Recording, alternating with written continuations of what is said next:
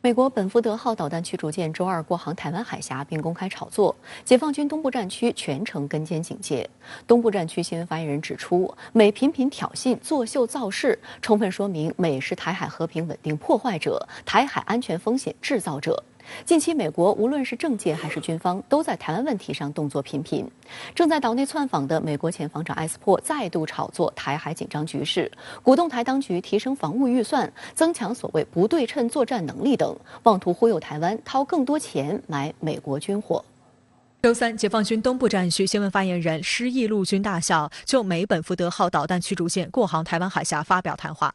施毅表示，7月19号，美本福德号导弹驱逐舰过航台湾海峡，并公开炒作。中国人民解放军东部战区组织海空兵力全程跟监警戒。美频频挑衅、作秀造势，充分说明美是台海和平稳定破坏者、台海安全风险制造者。战区部队随时保持高度戒备，坚决捍卫国家主权和领土完整。美国第7舰队周二在官网发表声明，称本福德号导弹驱逐舰当日在国际水域进行所谓例行的台湾海峡过境。实际上，最近1周本福德号很忙，但都处在解放军全程跟踪监视警戒之下。上周三，本福德号未经中国政府批准，非法闯入中国西沙领海，南部战区组织海空兵力进行跟踪监视，并予以警告驱离。3天后，本福德号又在南沙群岛附近航行。分析指出，本福德号1周3次出现在中国周边敏感海域，这在以往是较少看到的。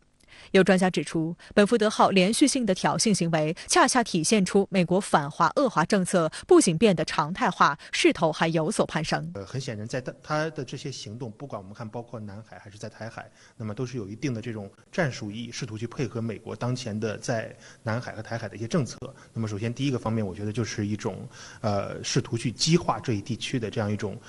军事存在的这样一种矛盾，这种紧张态势啊，进一步凸显这些这种所谓的台海和南海武装化、军事化的这样一个状态。那么第二个方面是配合美方在一些重大的事态之上进行一个政治方面和政策方面的一种表态，或者说一种施压。美军的挑衅举动也有与政界配合造势的意图。近日，英国《金融时报》报道称，美国会众议长佩洛西计划今年8月率领国会代表团访问亚洲，其中包括窜访台湾。与此同时，美国国会参议院外交关系委员会预计8月初审议跨党派的所谓台湾政策法。该法案要求成立所谓台湾安全协助倡议，在未来4年间授权提供45亿美元的军事资金援助。法案还计划增加用于支持台湾防卫的年度战争储备，从2亿美元增加到5亿美元。有分析认为，如果将美国军舰在台湾海峡的挑衅和佩洛西预谋窜访台湾以及美国会的种种动向联系起来，不难看出，美国无论是政界还是军方，都在不断炒作所谓中国威胁论，人为制造和中国的紧张关系。针对佩洛西有可能窜访台湾的相关消息，外交部国台办周二均对此作出回应。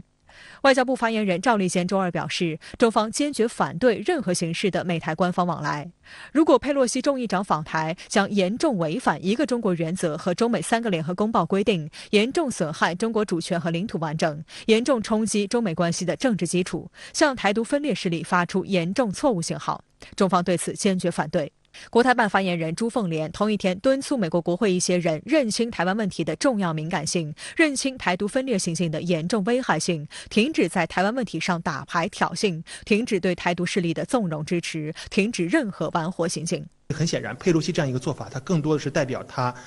个人以及他所在的这样一个政治阵营的一个利益，而并不代表美国政府在对华政策和台海政策方面的一个总的一个立场。中方应当对此保持一定的战略定力，包括相应的一个反制能力的一个储备。与此同时，美国一些卸任官员在岛内发表的言论也值得警惕。美国前国防部长埃斯珀周一率领美国大西洋理事会访问团窜访台湾，并于周二与台湾地区领导人蔡英文会面。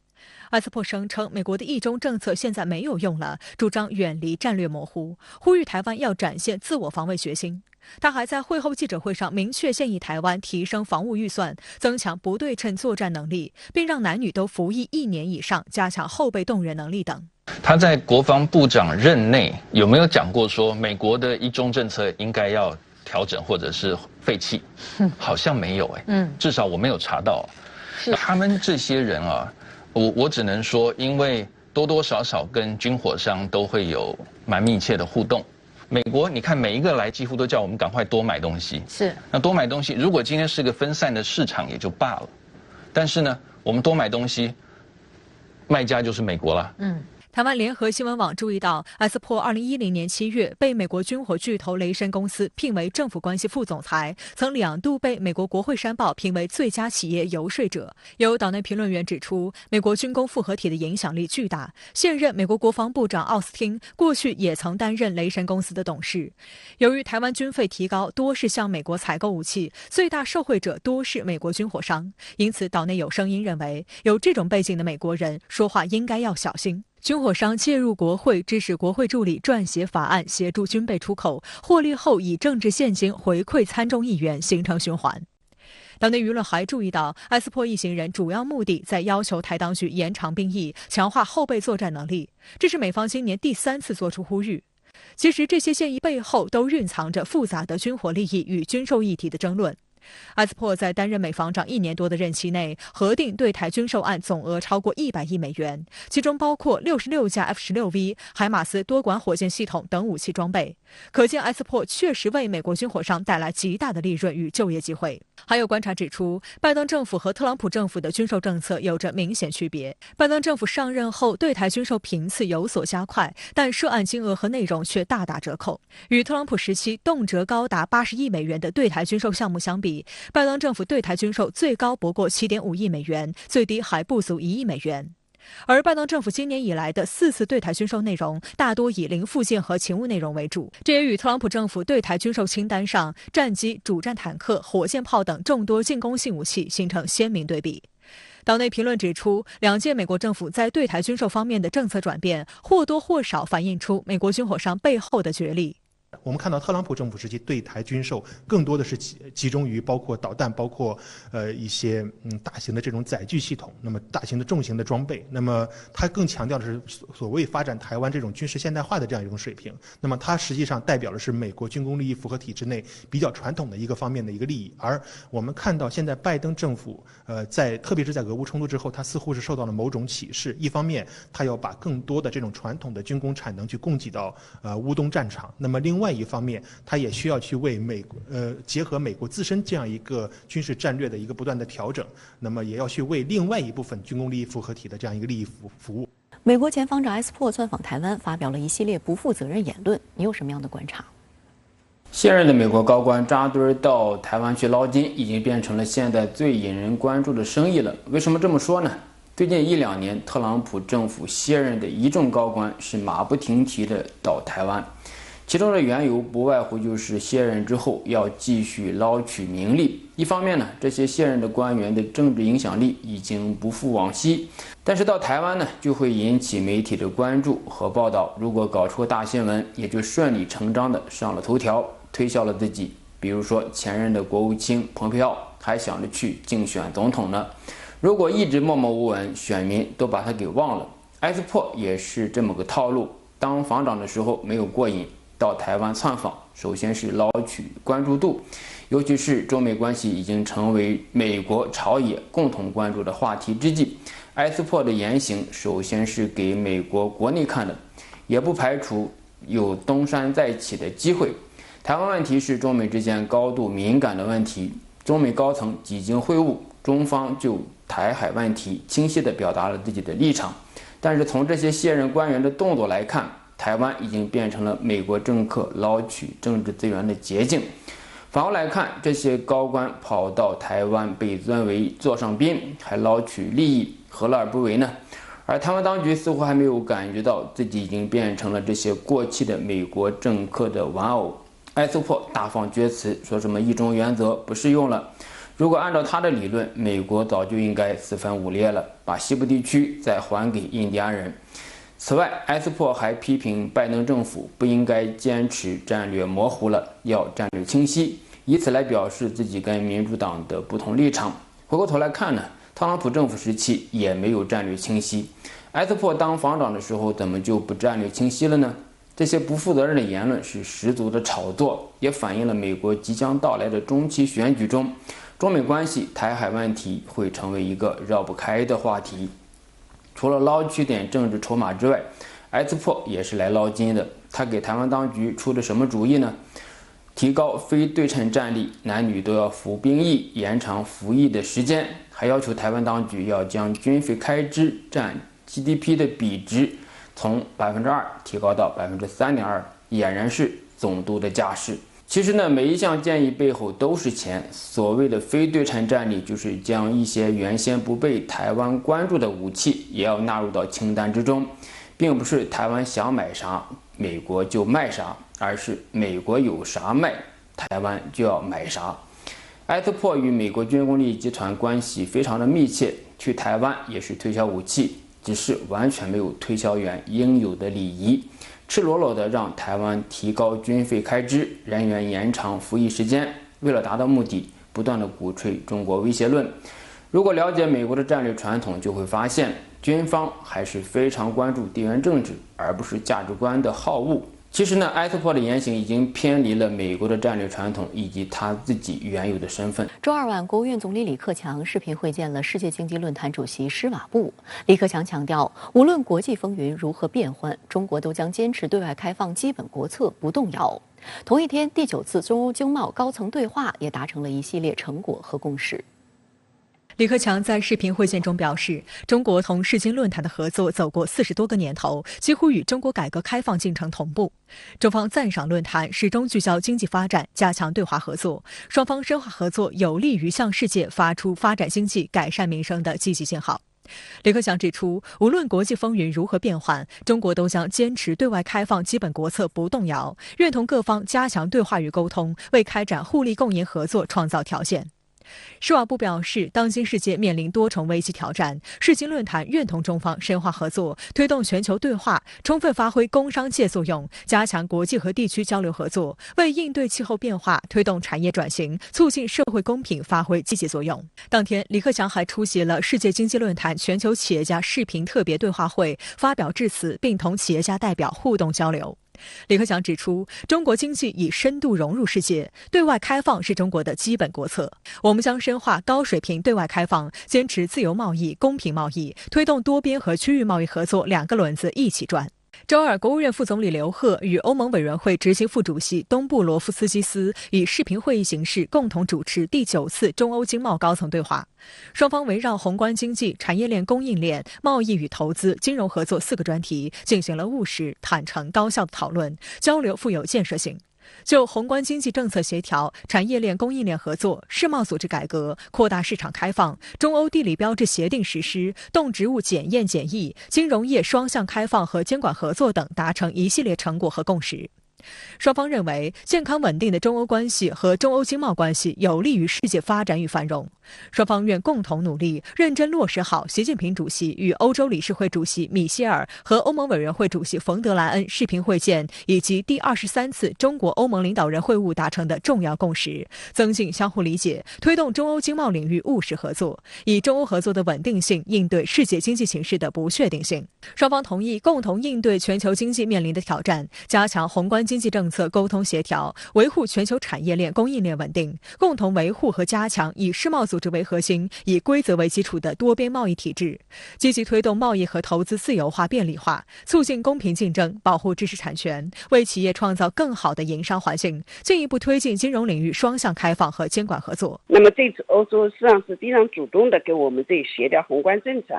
尤其是产业链，尤其是贸易与投资，当然还有金融合作。我们能看到这样的一次呢，就是说欧洲想解决的首先是高通胀当中的供应链问题，也就是产业链和供应链。那么这就是一个现实问题，中欧班里就对他们也是非常重要的。中国现代国际关系研究院研究员陈凤英指出，此次中欧经贸高层对话举行的背景非常特殊。俄乌冲突以来，欧洲经济发生滞胀，未来欧洲很有可能面临经济衰退，而在危机当中，往往合作的空间就能扩大。它的背景有点不一样，欧洲又面临一个现实问题，就高通胀。事实上呢，还出现一个俄乌未来如何解决，就会影响到欧洲经济如何持续发展。所以我想这次的成果还是非常明显的。所以呢，时势逼人去做一事，他们原来可能不想做，但今天他们做了，所以我想是一个好的现象，也是好的起步。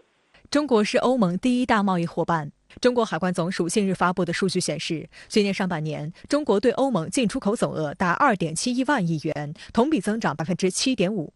国铁集团发布的消息也显示，今年1月至6月，中欧班列累计开行7473列，发送72万标准箱，同比分别增长2%、2.6%。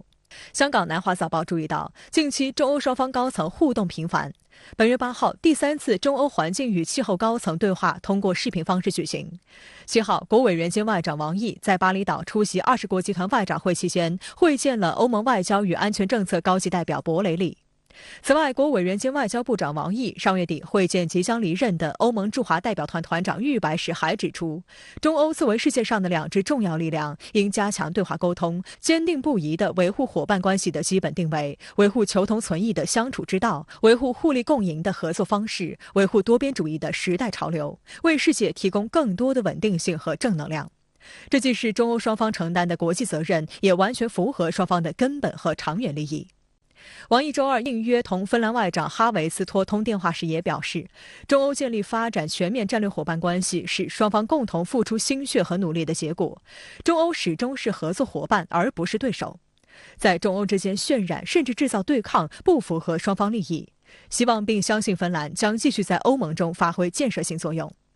哈维斯托表示，芬方支持欧中发展强有力的伙伴关系，主张双方开展坦诚对话和平等互利合作。危机还在进展当中，另一个呢，问题又出现了新的，比方说能源、粮食以及高通膨胀等等问题，那必须要沟通。所以呢，我想这个意愿呢在上升，这是一个标志。另一个标志呢，我们的门在开大。相互的需要在促进着一个，就是我们的沟通在加快，人之间的沟通就会促进国家关系的相对缓和。那么这就是一种环境，而这种环境，我认为高层的创造环境是非常重要的。美国商务部副部长埃斯特维兹日前吹嘘说，美国与其他37个国家联手，成功将对俄罗斯的出口降了下来，可作为未来制定针对中国威胁的新机制的蓝图。对此，中国外交部周三回应称，不知道美方这位官员所谓的成功是从何谈起，美方做法不会取得成功，只会反噬自身，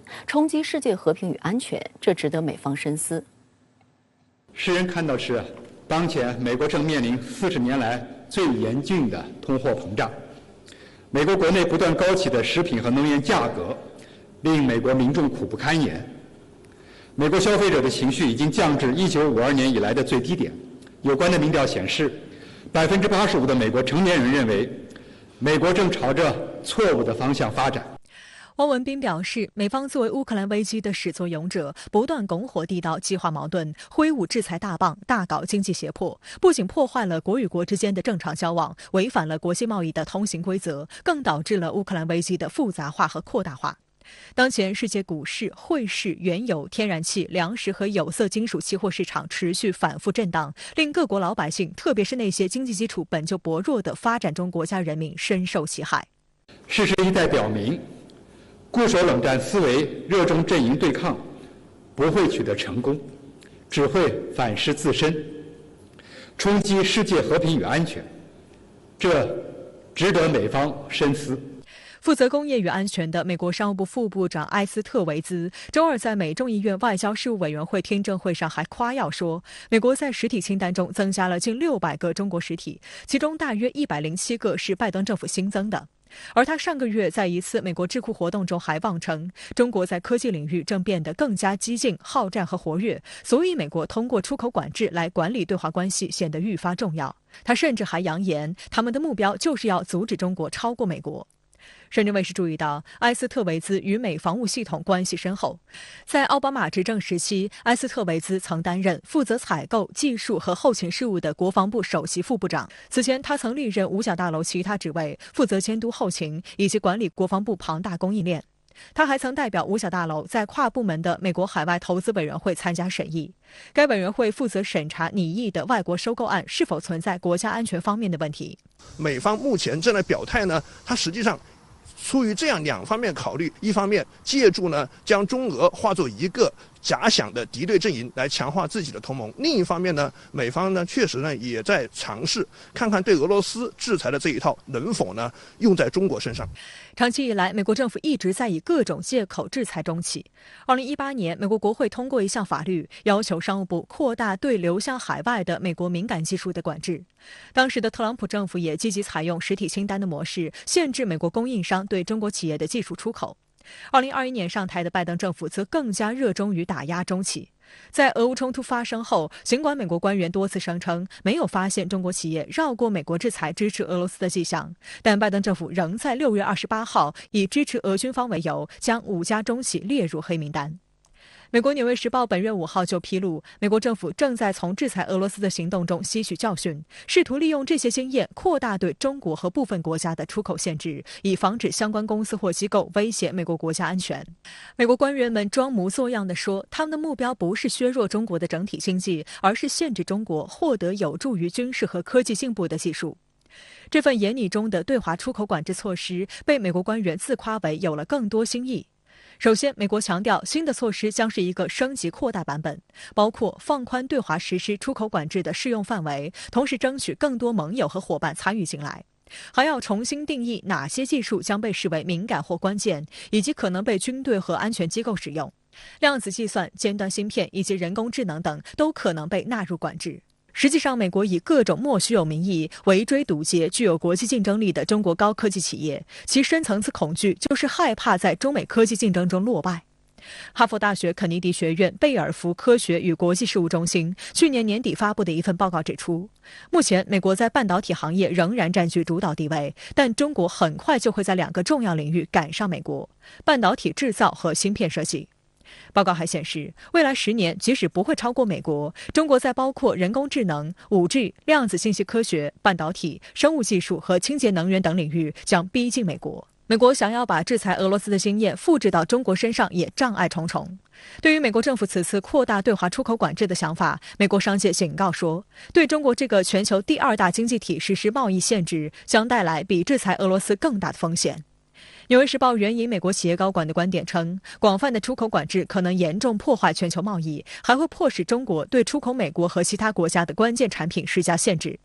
严格的管制同样可能鼓励外国客户寻找其他供应来源。从长远来看，这只会削弱美国的技术领导地位和市场主导地位。中国实际上是世界上绝大多数国家最大的贸易伙伴。一方面呢，中国呢是这些国家最大的出口市场；另一方面呢，中国呢也是这些国家最大的进口来源。因此，我们简单的从这样一个角度来看，就可以看出中国对于世界经济体系、对于世界市场的影响度啊，远不是俄罗斯可以相提并论的。因此呢，美国目前呢，如果想将在经济金融领域对俄罗斯进行打压的这一套用在中国身上，实际上呢是很难发挥同等的效果。美国智库彼得森国际经济研究所高级研究员马丁·乔泽帕也警告说，美方计划有些异想天开，与中国有着深厚经贸联系的众多国家将会拒绝对华施加大范围的出口管制。因此，你不会看到在对俄制裁上的那种一致程度，反而可能导致美国的联盟走向分裂。环球时报的社评认为，美国官员强调对中国的出口限制要更具针对性，说白了就是要追求对中国进行精确打击。华盛顿政策精英之所以总是感觉对中国下手还不够重，总想要进一步加码，这其实恰恰说明之前的那些措施没有见效，是华盛顿走错了方向。我们还要提醒，对华进行所谓精确打击，美国绝不可能全身而退。美国对中国的科技打压早已经武装到了牙齿，未来还能有什么空间？华盛顿大可以发挥他的想象力。问题是，美国的政治信誉在频繁的霸凌行为后已折损殆尽，同时制裁本身也给美国造成了越来越深度的反噬。中国呢，作为全球供应链、价值链非常重要的一环，可以说呢是不可缺失的。从这个角度来说，无论是从政治方面讲，还是从经济利益考虑，美国呢尽管极力的动员广大的盟友，和美国呢站在一条战线上，对中国进行所谓的遏制，进行所谓的竞争，但实际上，美国想把对俄罗斯的那一套用在中国身上，从目前来看，这种成功的可能性是微乎其微。相关话题来连线特别评论员孙兴杰。孙先生您好，美国商务部副部长埃斯特维兹在众议院外交事务委员会听证会表示，将对俄出口禁令用于中国，您有什么样的观察呢？埃斯特维兹是美国商务部负责工业和安全的副部长，之前呢在国防部任职。他在国会听证会上将自己的政绩是表了一把。在俄乌冲突之后，美国和盟友对俄罗斯进行了非常严厉的制裁，尤其是高科技的出口。美国对俄出口下降了88%，其他的国家也到了60%以上。这是冷战结束以来，美国和盟国第一次如此大规模的对俄罗斯的出口限制。这种制裁和限制对俄罗斯的影响到底大不大呢？还是不容忽视的。俄罗斯总统普京近期的表态也印证了美国对俄经济战的影响是不小的。俄罗斯被完全剥夺了从国外获得高科技产品的机会。普京承认这是对俄罗斯的一个重大的挑战，但也表示打破这一困境，重新跟世界建立起联系。因俄乌冲突呢，美国吹响了对俄全面经济、金融、技术制裁的号角，西方发达国家参与其中，从而形成了对俄罗斯高科技产品的隔绝。俄罗斯从全球高科技产业链供应链中被踢出去。需要考虑到一点，就是为什么美国及其盟国可以打破集体行动的困境，步调一致的对俄制裁呢？主要还是在欧洲地区出现了重大的地缘政治危机。换句话说，对俄罗斯的高科技产品的限制是一场安全危机的副产品，这是一个基本的事实。也就是说，将金融和技术制裁作为战略工具的时候，美国才能够集结盟国，而不是相反。当然，埃斯特维兹的表态也算是图穷匕现了。对俄严厉的经济技术制裁，不只是为了应对眼前的事态，而是形成一种机制，最终变成美国的战略工具。9·11之后，美国逐渐将金融制裁战略工具化，而这次俄乌冲突则将供应链战略工具化。对华战略技术竞争，其实美国这几年一直在推动。美国的所谓的实体清单是越来越长，其实不是什么精准了，而是泛安全化，动辄就对中国的企业进行制裁。拜登政府其实想改变特朗普政府时期乱拳出击的打法，要搞小院高墙的精准脱钩，但是2年过去了，院子没有小，墙越来越高。高技术产业具有安全的属性和商业的属性，美国在泛安全化的道路上走得已经够远了，严重的影响了全球产业链供应链的稳定，美国自己也受损。现在是要进行调整的时候了。财政部、商务部释放出的信息是要豁免对华加征的关税，但是还有一些人是抱着政治正确，不愿去面对现实。美国对俄罗斯的那一套战略工具用在中国身上，至少存在2大问题。第一，不管美国怎么炒作中国威胁，中国跟美国以及其他发达国家都不是对手或者敌手，没有发生地缘政治危机和冲突，以至于西方世界团结起来对付中国。其实如果没有俄乌冲突，西方也不可能如此步调一致的去制裁俄罗斯。第二，中国的体量以及与世界经济体系的联系的程度与俄罗斯是不一样的。中国不仅深度的融入世界经济体系，也是世界经济体系的基石。美国高官不断拿台湾来类比乌克兰，其真实的意图就是在东亚复制一场俄乌冲突，然后拿这一套对俄技术和经济制裁的战略工具来对付中国。埃斯特维兹的表态也算是点破了美国的战略意图，值得台海两岸以及东亚各国去关注和琢磨。好的，也谢谢孙先生跟我们共同在线分享您的观点。来关注俄罗斯总统普京的中东行，此次是普京自俄乌冲突爆发以来的第2次外访。在德黑兰，普京与伊朗总统莱西、土耳其总统埃尔多安举行3方会谈。由于美国总统拜登前脚刚刚离开中东，普京此行也备受关注。虽然在与埃尔多安会面期间发生小插曲，但相较拜登的空手而归，普京此行收获颇丰。当地时间周二，俄罗斯总统普京抵达德黑兰后，与伊朗最高领袖哈梅内伊举行了双边会晤。对于乌克兰局势，哈梅内伊指责北约是一个危险的存在，在美西方对伊朗和俄罗斯展开单边制裁的背景下，加强经济合作符合双方利益。卡塔尔半岛电视台的报道称，伊朗最高领袖办公室当天发布了一张哈梅内伊与普京握手的照片，这是自新冠疫情爆发以来出现的罕见场景。哈梅内伊此前仅与今年5月突然访问德黑兰的叙利亚总统巴沙尔·阿萨德握手。普京还与伊朗总统莱西举行会晤。就在普京抵达伊朗前夕，两国能源企业达成总额大约为400亿美元的协议，这也是伊朗石油行业历史上最大的外国投资。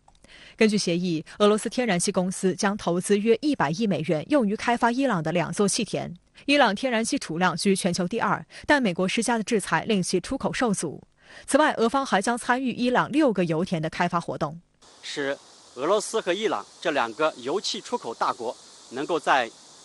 定价权上面能够发挥主导作用。同时，两国还将加强在防务领域的合作。除了能源大单，外界关注的另一个焦点就是俄罗斯购买伊朗无人机等军事层面的合作。美国国务院发言人普莱斯此前威胁说，如果伊朗向俄提供无人机，美国将对伊朗实施制裁。不过，美国白宫国家安全委员会战略沟通协调员科比周二又表示，尚未收到有关俄购买伊朗无人机用于俄乌冲突的信息。We don't have any indications that the sale has actually occurred. And so therefore we wouldn't have any indications that there's been training done on them. 最受外界关注的还是普京此访期间与土耳其总统埃尔多安的双边会晤。这次会议前的一个小插曲引发国际媒体热议。画面显示，普京独自一人等待埃尔多安的到来，但埃尔多安迟到了近1分钟才缓缓走进房间。普京还稍微摊手表示无奈。熟悉的一幕在2020年曾上演过一次。当时，普京在2人的一次会面前，让埃尔多安等待了大约2分钟。对此，有分析指出，这虽然是一个外交小插曲，但某种程度上也说明了普京和埃尔多安现在的心态变化。俄乌冲突爆发以来，作为北约成员国的土耳其，并没有参与到对俄的制裁当中，还在芬兰、瑞典加入北约问题上成为拦路虎。与此同时，土耳其方面又扣押了俄罗斯运粮船。土耳其虽与美俄之间摩擦不断，但鉴于其重要的地理位置，依然成为各方必须拉拢的对象。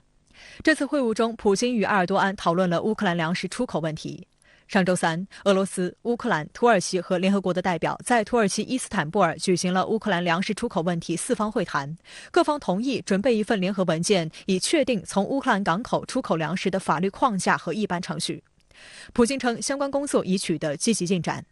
乌克兰危机爆发后，土耳其试图在2者之间进行外交斡旋，来彰显自己的政治大国的地位。同时，我们看到在叙利亚问题上，俄罗斯默许土耳其在叙利亚的北部建立缓冲地带。伊朗总统莱西、俄罗斯总统普京、土耳其总统埃尔多安周二还举行3方会谈，聚焦叙利亚问题。会后发表联合声明。President Vladimir Putin touched down in Tehran. He was all smiles, and he didn't keep his distance when he met with the presidents of Iran and Turkey, a much different setup than at meetings earlier this year before Russia invaded Ukraine. 普京会后表示，西方国家正在试图分裂叙利亚，俄土伊3国应继续促进阿斯塔纳进程来维护地区稳定。埃尔多安则表示，土耳其将继续打击恐怖组织，并期待俄罗斯和伊朗在这场斗争中支持土耳其。俄罗斯、土耳其和伊朗政治制度、意识形态差异很大，但是为了共同的利益，他们走到了一起。比如在叙利亚，俄罗斯、土耳其和伊朗都有地缘政治的利益，同时对于美西方主导的自由主义的国际体系是不满的，也被美西方呢视为秩序的挑战者。分析指出，普京此行的主要任务在于进一步寻求叙利亚危机、伊朗核问题的解决方案，同时深化俄罗斯同伊朗、土耳其间的贸易和经济关系。其中，能源合作、去美元化、共同应对西方制裁等议题，成为普京此次出访的重头戏。值得注意的是，美国总统拜登刚刚结束中东之行，虽被外界评价为几乎一无所获，但撂下的一句不会让中俄填补中东真空，彰显了美国的霸权思维。而从访问结果来看，相较拜登的空手而归，普京此行收获颇丰。复旦大学中东研究中心主任孙德刚向深圳卫视记者表示，普京此举就是要稀释拜登访问中东的成果。俄土伊3国峰会发出重要信号，中东不是美国的中东，而是一个多极化的中东。普京呢是想继续呢扩大在中东的政治影响力，在这个美西方对俄罗斯进行制裁的情况下，能够扩大和伊朗和土耳其的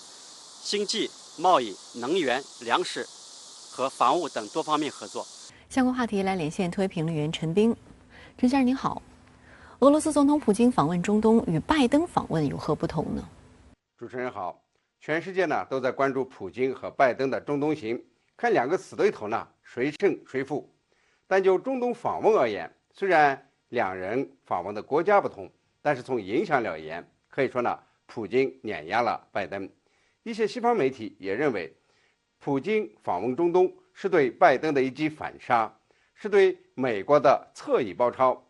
我们呢来看看两人的不同。普京到中东是强化巩固关系，而拜登呢是重置和好关系。普京呢是加深合作，拜登呢则说美国不会走。普京访问至少有4项具体的成果，而拜登访问呢几乎是空手而归。在重点访问对象中，或者说关系微妙的访问对象，普京与土耳其总统埃尔多安呢还是达成了一些共识。比如说呢，在乌克兰粮食出口、维护叙利亚领土完整、打击一切形式的恐怖主义方面有一定的进展。而拜登呢访问沙特最主要的目标呢是要沙特增产石油，以抑制俄乌冲突以后飙升的油价，但似乎呢没有取得进展，以至于呢美方不得不低调的搪塞，说拜登访问沙特重要的不是拿出可交付的成果，而是与沙特领导人建立关系。这里呢需要解释一下，为什么说土耳其和沙特是普京和拜登中东行动的敏感国家。土耳其呢是北约国家，在俄乌军事冲突中站在乌克兰一方，并且给乌军输送了无人机，但是呢也是北约国家中没有对俄实施制裁的国家之一。土耳其的经济呢也需要俄罗斯人来支撑，比如说旅游业等等。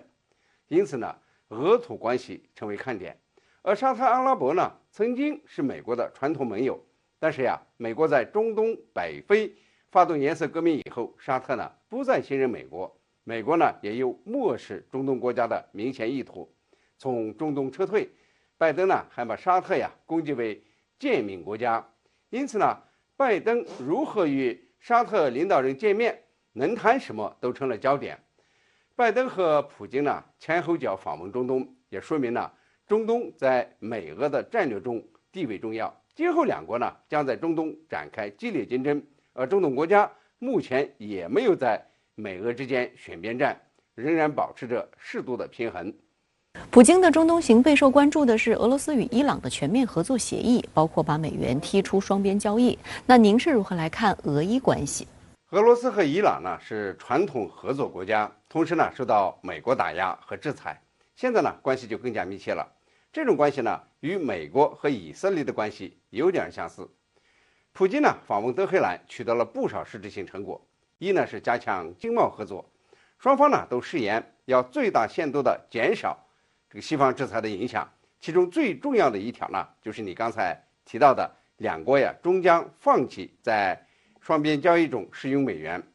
在双边交易中驱逐美元呢，既是为了避免制裁，也是要打击美元的国际货币地位，降低美国的金融战斗伤力。二是俄伊加强能源合作，签署了一份价值400亿美元的投资协议。俄罗斯呢要帮助伊朗开发几个油田，并且帮助建立液化天然气项目和天然气管道。伊朗的天然气资源呢仅次于俄罗斯，世界第2，将呢成伊朗的重要收入来源。3呢是军事合作，若隐若现的无人机出口或许呢对俄乌战场有一定的影响，当然呢俄伊两国都加以驳斥。4是伊朗最高领袖哈梅内伊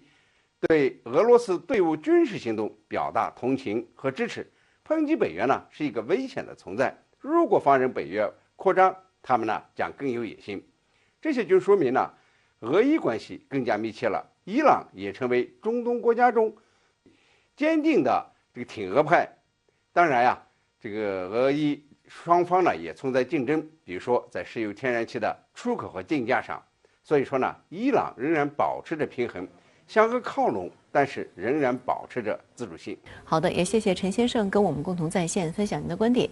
谢谢。周三，中国军控与裁军协会与中核战略规划研究总院在北京发布《危险的合谋：美英澳核潜艇合作的核扩散风险报告》。报告指出，美英澳根据三边安全伙伴关系协议，高调启动3国核潜艇合作，涉及武器级核材料非法转让，其数量之大，足以制造近100枚核武器，开创危险先例，造成了严重的核扩散风险。外交部发言人汪文斌周三也敦促美英澳立即撤销错误决定，并呼吁国际社会共同行动，维护国际核不扩散体系。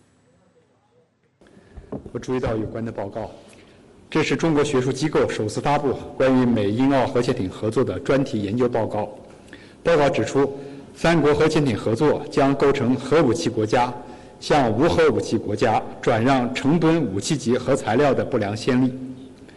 造成严重的核扩散风险。汪文斌指出，报告通过详实的数据和材料，深入揭露了三国核潜艇合作严重违反不扩散核武器条约的目的和宗旨，直接违反国际原子能机构规约，挑战国际原子能机构保障监督体系，破坏全球战略稳定，冲击国际核不扩散体系，加剧军备竞赛，损害无核武器区条约，危害亚太地区和平与稳定。这再次证明，国际社会对美英澳核潜艇合作的担忧有理有据。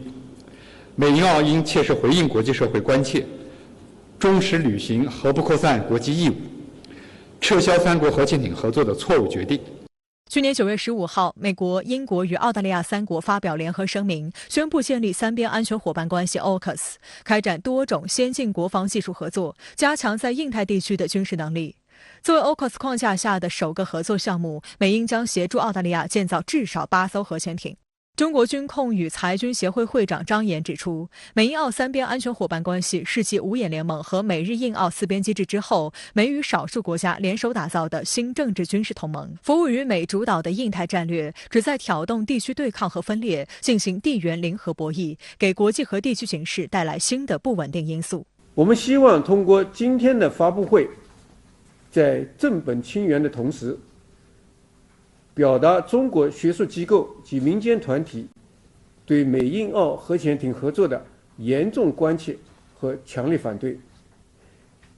推动国际社会为维护国际核不扩散机制的有效性和权威性而共同努力。那我手上的呢，就是今天发布的报告，有中文和英文2个版本。这是中国的学术机构首次公开发布的关于美英澳核潜艇合作的专题研究报告。那今天除了很多国内媒体以外呢，还有很多的亚太地区国家的媒体代表也参加了会议，这也体现出 AUKUS 在区域内所引发的担忧。那我在会上感受到了各方对于美英澳核潜艇合作的高度的关切，非法转让武器级核材料被频频的提及，这也被认为是美英澳三国核潜艇合作的重大威胁之一。报告指出，鉴于美英两国核潜艇反应堆目前均使用铀235丰度达到 93.5% 的武器级高浓铀，国际社会普遍认为美英澳核潜艇合作所涉核材料也将是武器级高浓铀。据国际军控专家估计，澳大利亚未来8艘核潜艇总需 1.6 至2吨武器级高浓铀，而制造1枚核武器需要25千克武器级高浓铀。换算下来，美英拟向澳转让的武器级核材料可用来制造多达64至80枚核武器，严重违背不扩散核武器条约宗旨和目的，也直接违反国际原子能机构的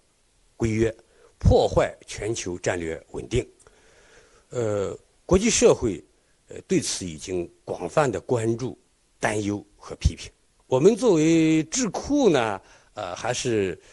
积极的研究跟踪有关情况啊，继续深化跟踪，积极的向政府部门、向国际原子能机构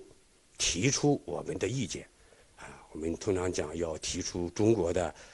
这个解决方案，中国的贡献我们中国的智慧。尽管国际社会对此表达了深深的担忧，澳大利亚方面却不断狡辩核潜艇合作并不会制造核武器，澳大利亚也永远不会寻求在核潜艇上部署核武器。但中核战略研究规划研究总院军控研究室主任宋月告诉深圳卫视，在查阅澳大利亚国家档案馆解密文件后，他注意到澳大利亚的核野心一直存在。宋月提醒，鉴于澳历史上积累的核武器相关知识，未来还将获得具有核能力的运载系统。一旦澳大利亚铤而走险，再次寻求发展核武器，国际社会将难以有效应对。在这个2战结束以后，澳大利亚数届政府都曾寻求从美英直接采购，或者是这个本土制造核武器，特别是呢，这个通过采购具有核能力的运载系统来间接获得核武器。而这与当前美英澳核潜艇合作如出一辙。美英澳核潜艇合作涉及大量武器级核材料的非法转让，但是呢，美英澳三国对此刻意回避、遮遮掩掩，而这也恰恰说明三国这个做贼心虚。值得注意的是，美国总统拜登刚刚结束的中东访问期间，伊核问题是一项重大议程。拜登在接受以色列电视台采访时甚至表示，美国不排除将使用武力作为针对伊朗的最后手段。此前，美国对伊朗等国家实施大规模单边制裁以及封锁，也是因为其认为这些国家将拥有核武器。在今天的发布会上，美国的双标行为受到了各方的批评。这个合作奥库斯上实际上是他这个以他的所谓这种血缘为联系的这种军事集团是吧？他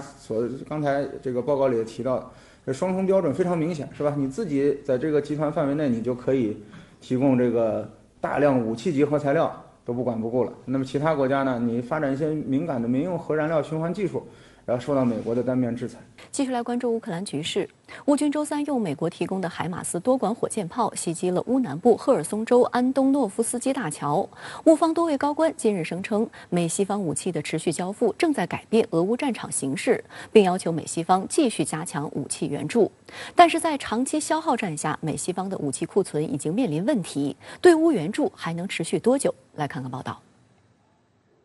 据俄卫星通讯社周三报道，乌军用美国海马斯多管火箭炮发射12枚火箭弹，炮击了赫尔松州安东诺夫斯基大桥，有8枚命中，部分被防空系统拦截，桥梁遭到严重损坏。乌军周二白天也使用海马斯向赫尔松发射了6枚火箭弹，其中5枚被拦截，1枚落在安东诺夫斯基桥区域。此外，乌军近期还多次用海马斯对赫尔松州新卡霍夫卡市实施打击，造成硝石仓库爆炸，医院、住房和其他市政基础设施受损，多人死亡和受伤。此前，美国向乌克兰移交了8门海马斯火箭炮，并计划再向基辅方面转交4门同型号火箭炮。俄罗斯国防部表示，截至目前，俄军至少摧毁了2门海马斯火箭炮。据美国有线电视新闻网周一报道，乌总统泽连斯基表示，乌克兰武装部队现在已可给俄军造成重大损失。其他乌克兰官员也声称，西方武器的涌入正在改变俄乌战场形势。乌通社还称，周一晚，乌克兰武装部队总司令扎卢日内在其官方社交账户上发布消息称，尽管前线局势复杂紧张，但完全可控。促成乌军守住防线和阵地的一个重要因素，就是海马斯等武器的及时交付。在周三即将召开北约多国对乌军事援助会议前夕，扎卢日内进一步向美方明确了武器方面的需求。乌克兰国防部长列兹尼科夫周二在美国智库大西洋理事会发表视频讲话时称，乌克兰有兴趣在实战中邀请武器制造商在乌克兰测试新产品。他表示，这对于美国等国家来说是一个获得新武器数据的好机会。乌克兰呢，因为它的军工力量跟俄罗斯是没法比的，它的一个是原来的库存基本消耗完了，新生产弹药非常难，因为它的弹药厂跟那个武器的修理厂都给俄罗斯打得差不多了，所以在相当程度上呢，完全是依靠西方的供应。不过，美国国内军火商已经在担忧，对乌克兰的武器援助还要持续多久？在英国《金融时报》周日发表的一篇采访中，美国5大军火巨头之一的诺斯罗普格鲁曼公司首席执行官凯西沃顿发出警告，西方没有维持在乌克兰或其他地方的长期军事行动所需的武器储备。上周一，《金融时报》也发文称，西方国防储备的匮乏已经引起讨论。而欧盟内部市场专员蒂埃里布雷顿周二也表示，受向乌克兰提供武器影响，欧盟目前在弹药、轻重型火炮、防空系统、反坦克导弹系统以及装甲车辆、坦克方面出现数量不足的情况。布雷顿指出，武器库存不足，这使欧盟变得脆弱。另外，德国国防部长兰布雷希特周二在接受德国媒体采访时也提到，德国联邦国防军已经没有多余的库存武器可以提供给乌克兰。美国西方提供的武器跟其他的军事援助发挥了非常大的作用，但是呢，乌克兰要的军事援助那个量非常大，还有那个消耗太大。如果乌克兰长期打下去，没有明显的进展，那么可能美西方的态度会发生一些变化。德国等欧洲国家除了担心武器库存不够外，还对俄罗斯是否会重启北溪1号天然气管道感到紧张。7月11号起，俄罗斯至德国的北溪1号天然气管道开始进行为期10天的年度维护。在俄欧关系持续恶化的背景下，欧洲各国政府此前曾担心，本周四检修结束之后，俄罗斯会否恢复供气。不过有报道称，俄罗斯预期如期恢复北溪1号管道的运营，输送的天然气流量仍将是关闭之前的水平，即俄乌冲突爆发前的40%。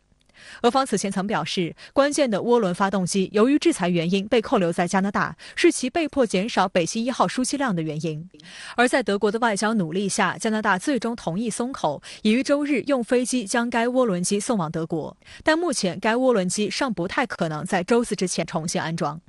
北溪1号是欧洲最重要的输气管道，俄罗斯出口欧洲的天然气超过1/3通过这条管道输送。一些业内人士已预计，如果俄罗斯真的彻底停止对德天然气供应，可能会引发从能源到化工乃至下游产业的一系列经济冲击，其影响范围将波及整个欧洲大陆。俄罗斯呢，恰恰就希望欧洲觉得，哎呀，熬不下去了，我们赶紧促进乌克兰那个停火吧，认输得了，是吧？俄罗斯的打算是这样，欧洲呢希望挺过这个冬天，到明年的就问题不大了，因为这个天然气供应的供应链呢会重新组织，